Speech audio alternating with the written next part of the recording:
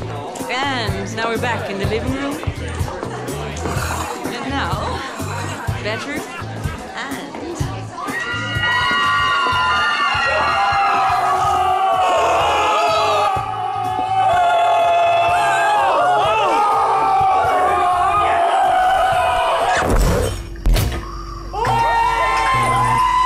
Right.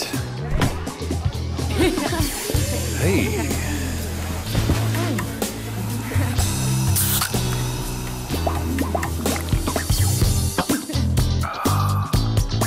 Nice house.